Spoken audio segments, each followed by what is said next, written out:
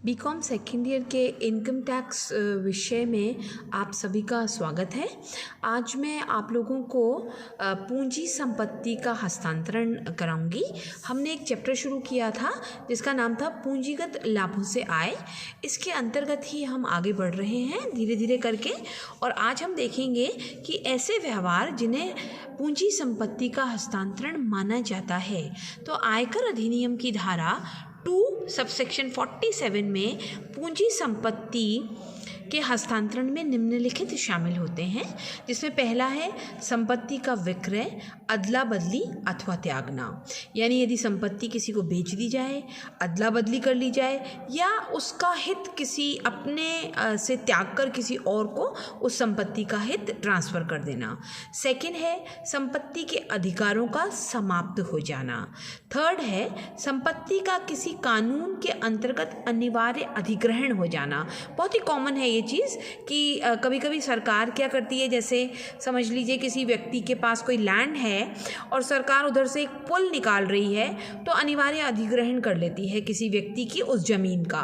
तो उसके बदले उसे जो पैसा मिलता है वो भी पूंजी संपत्ति का हस्तांतरण ही कहलाता है। फोर्थ पॉइंट है संपत्ति को व्यापार के स्टॉक में परिवर्तित कर देना। किसी व्यक्ति के पास 4 मकान हैं, वो मकानों को खरीदने बेचने का कार्य करता है। किसी व्यक्ति के पास गहने हैं, वो उन गहनों का एक दुकान खोल लेता है और उन्हें खरीदने बेचने का कार्य करता है। तो वो गहने क्या कहलाएंगे? पूंजी संपत्ति कहलाएंगे।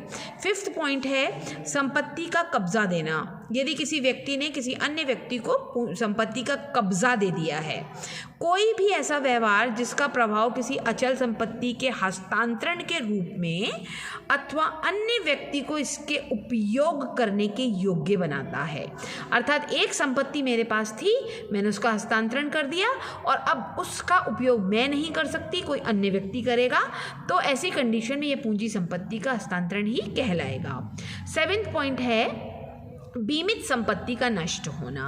मैंने आपको शुरू में ही बता दिया था कि यदि बीमा कंपनी से अपने को कोई पैसा प्राप्त होता है तो वो पूंजी संपत्ति का हस्तांतरण माना जाता है।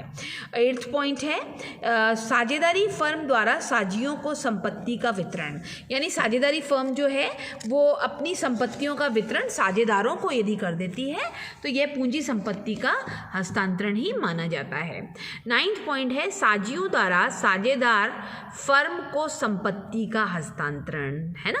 साझेदारी फर्म जो है उसमें साझेदार हैं 4, उनमें से 2 साझेदारों ने कोई संपत्ति फर्म को हस्तांतरित कर दी, तो इसका मतलब कि पर्सनल लेवल पे उन्होंने अपनी फर्म को अपनी संपत्ति एक प्रकार से बेची है, जो कि पूंजी संपत्ति का हस्तांतरण ही कहलाएगी। 10वां पॉइंट है सहकारी समिति, कंपनी एवं व्यक्तियों के समुदाय आदि की सदस्यता प्राप्त करने के लिए किसी संपत्ति का हस्तांतरण। यदि किसी व्यक्ति ने कहीं इन सहकारी समिति में, किसी कंपनी में, व्यक्ति के समुदाय में कोई सदस्यता ग्रहण करना चाहता है वो, और इसके बदले कोई संपत्ति दे देता है, तो ये पूंजी लाभों के अंतर्गत ही आएगा। 11वां पॉइंट है एकमुश्त विक्रय। एक साथ कोई चीज़ बेच दी तो वो ऑब्वियसली पूंजी संपत्ति का हस्तांतरण है।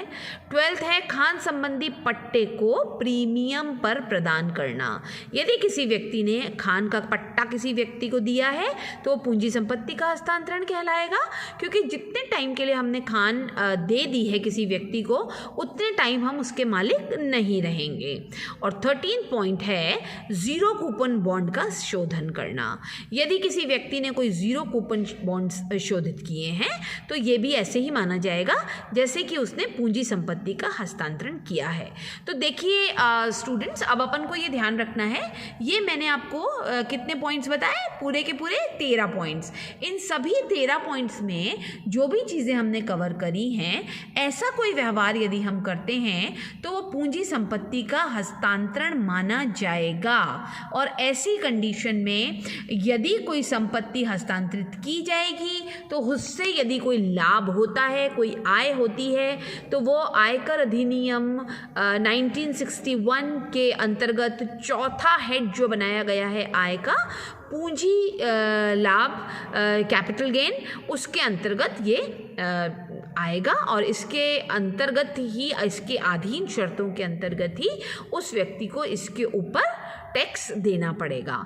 आप देखिए, मैं आपको ये PDF के माध्यम से भेज दूँगी व्हाट्सएप ग्रुप में। इसको पढ़िए, बहुत अच्छी तरह पढ़िए। मैं आप लोगों को बार बार बता रही हूँ, इनकम टैक्स ऐसा विषय है जिसे हमें थ्योरेटिकली पढ़ना पड़ेगा, तभी इसका प्रैक्टिकल इम्प्लीमेंटेशन हम कर पाएंगे।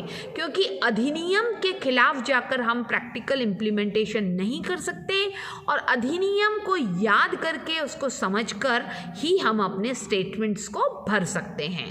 तो ध्यान रखिए अपना, अच्छी तरह पढ़ाई करिए, अपने घर में रहिए, स्वस्थ रहिए, और अगली क्लास में हम आगे के अपने चैप्टर को कवर करेंगे। Thank you so much.